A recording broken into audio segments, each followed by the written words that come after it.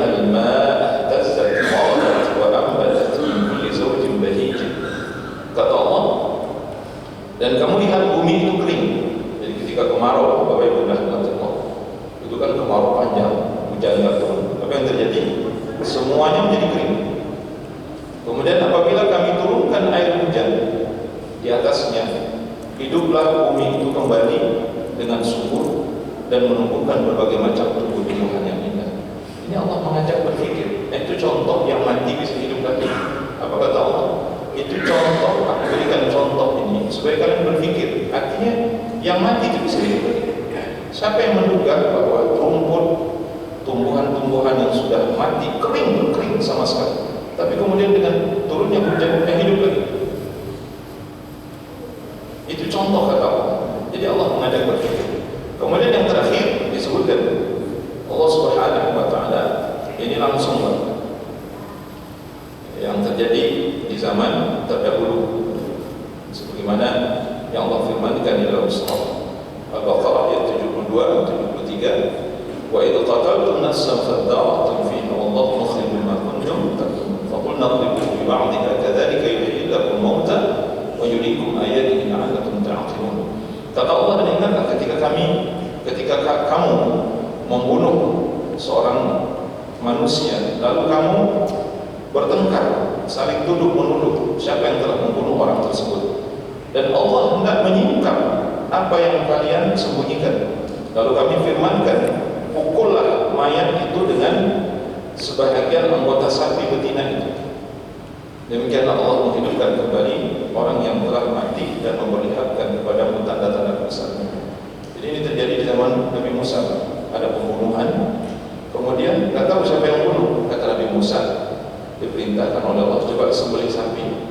Setelah sembelih sapi, ambil ekor sapi itu, dalam riwayat itu disebutkan ekor sapi, pukulkan kepada orang yang mati tadi. Dengan izin Allah, bangunlah orang mati. Orang yang dibunuh itu bangun, hidup. Kemudian dia katakan, ini orang yang telah membunuh saya. Ini real. Kejadian ini tidak ada yang tidak diketahui oleh manusia. Seluruh umat manusia tahu dengan kejadian-kejadian masa lampau. Demikian pula Allah menggambarkan dalam Al-Quran, misalnya bagaimana Allah Subhanahu wa taala terjadi di Bani Israil. Mereka keluar dari kampung halaman mereka karena takut mati. Kemudian ketika mereka telah merasa aman, ribuan jumlah mereka, ada yang mengatakan 4.000, ada yang mengatakan 8.000, ada yang mengatakan 9.000. Itu Bapak lihat tafsirnya surah Al-Baqarah ayat 243. Ini tentang orang-orang yang takut dengan penyakit taun, Pak. Di kampung halaman mereka ada penyakit taun, kemudian mereka keluar dari kampung halaman mereka, ingin cari tempatnya aman maksudnya. Ternyata setelah mereka keluar dari kampung halaman mereka dimusnahkan seluruhnya, mati, menjadi tulang belulang seluruhnya. Kemudian setelah 1 tahun atau berapa tahun itu berselang, datanglah Nabi di antara nabi-nabi Bani Israil, berdoa, ya Allah, hidupkanlah kembali Bani Israil ini. Akhirnya dihidupkan kembali oleh Allah. Dan dalam Al-Quran contoh-contoh ini banyak sekali. Nah, orang-orang musyrik pada saat itu tahu dengan cerita-cerita ini. Mereka mengerti dan memahami itu, karena mereka berteman dengan orang-orang Yahudi. Orang-orang Yahudi di dalam kitab Taurat ada yang hal yang seperti itu. Jadi Bapak Ibu Allah Subhanahu wa taala, sungguh naif dan sungguh benar-benar tidak beriman orang-orang yang mengatakan bahwa kalau dia sudah mati tidak bisa hidup lagi. Lebih dari itu, setiap kita akan bertanggung jawab, kita akan diminta pertanggungjawaban di hadapan Allah Subhanahu wa taala dengan apa yang kita lakukan. Wallahu a'lam bishawab. Saya kira ini dulu yang kita bahas terkait dengan hari beriman kepada hari akhir. Mungkin ada pertanyaan dari Bapak Ibu, silakan terkait beriman kepada hari akhir. Jadi barusan kita menjelaskan tentang orang yang mengingkari adanya kehidupan setelah kematian. Assalamualaikum Ustaz. Waalaikumsalam. Gimana ya, kadang-kadang ada yang menanyakan itu, kalau orang yang kebakar itu kan habis semuanya Ustaz ya, atau orang yang jatuh dari pesawat kemudian masuk ke laut kemudian dimakan ikan itu, itu secara logika untuk menjelaskan mereka bahwa tetap nanti akan dibangkitkan itu bagaimana? Iya, ini kan caranya itu yang kita tidak tahu Pak sebenarnya. Caranya yang kita tidak tahu. Misalnya seperti orang, mati terbakar, kan hangus, jadi debu semuanya. Kayak, mohon maaf ya, seperti orang Hindu ya, itu kan mati dibakar, itu kan jadi abu Pak. Jadi abu kan, dan abu itu bahkan mereka buang ya.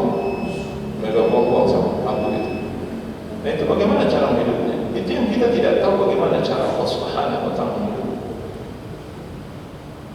Tetapi mereka pasti dihidupkan kembali, pasti. Ya, nanti akan kita bahas juga. Orang bertanya juga, nah itu bagaimana caranya? Azab kubur, pertanyaan dalam kubur, nikmat kubur akan diterima oleh seseorang yang ketika dia mati badannya menjadi abu, atau badannya dicabik-cabik oleh binatang buas, ya, binatang buas, kemudian dia dimakan oleh singa, itu tak tersisa dari, kecuali nanti itu akan menjadi apa? Menjadi kotoran singa. Nah gimana caranya Allah kan memberikan nikmat kubur, siksa kubur, azab kubur kepada orang yang seperti ini? Ya Allah alam, kita tidak tahu caranya seperti apa, tapi pasti mereka akan mengalami nikmat kubur, fitnah kubur, azab kubur, pasti. Karena Nabi tidak menjelaskan bagaimana caranya, tetapi setiap manusia pasti akan mengalami apa yang disebut dengan fitnah kubur, nikmat kubur, azab kubur, dan setiap manusia pasti akan mengalami kehidupan kembali. Tidak ada manusia yang tidak akan hidup. Ya, cuman prosesnya kita tidak tahu. Sekali lagi, kita nggak tahu prosesnya seperti apa. Tapi tidak ada satupun makhluk, khususnya manusia, yang hidup, mati, yang tidak dihidupkan, pasti dihidupkan. Wallahu a'lam bishawab. Ya, Pak. Saya pernah mendengar bahwa hari kiamat yang begitu dahsyat digambarkan dalam surat Al-Quran, itu